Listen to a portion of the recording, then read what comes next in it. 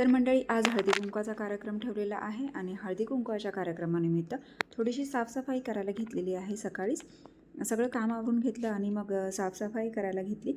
थोडंसं सगळं स्वच्छ करून घेतलेलं आहे आणि त्यात मध्येच ही ग्रेनीची लुडबुड ती तिथेच म्हणजे माझ्या अवतीभोवतीच खेळत होती आणि मध्ये मध्ये मी जे काम करेन ना तर ते मध्ये मध्ये येत होती. अशा प्रकारे माझं हे काम चालू होतं.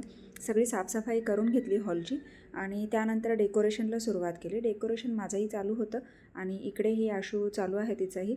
तर तिने छान असा पतंग बनवलं होतं आणि हे छोटंसं तिने जे रांगोळी डिझाईन केली होती ना ही भाज्यांची, तर तीही खूप सुंदर झालेली होती आणि खरंच खूप सुंदर अशी तिने ती केली होती.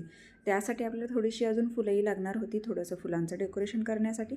तर इथे ही फुलंही आलेली आहेत. आपल्याला फुलं पाहिजे होती पिवळी आणि पांढरी, पण मिळाली लाल गुलाबी.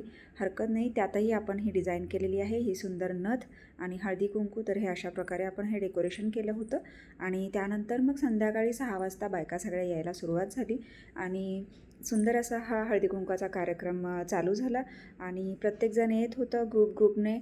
कोणी 5-6 5-6 असं म्हणजे येत होत्या आणि अशा प्रकारे आपलं हे हळदी कुंकू चालू होतं. सुंदर असा हा हळदी कुंकवाचा कार्यक्रम झाला आणि त्यानंतर मग सगळं निवांत झाल्यानंतर मी पुन्हा एकदा रांगोळीचा म्हणजे फोटो व्हिडिओ घेत होते.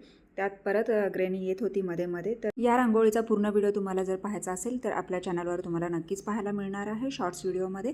आणि आपल्या चॅनलवर जर नवीन असाल तर आपल्या चॅनलला सबस्क्राईब नक्कीच करा आणि कसा व्हिडिओ वाटला मला नक्कीच कमेंट्स करून सांगा.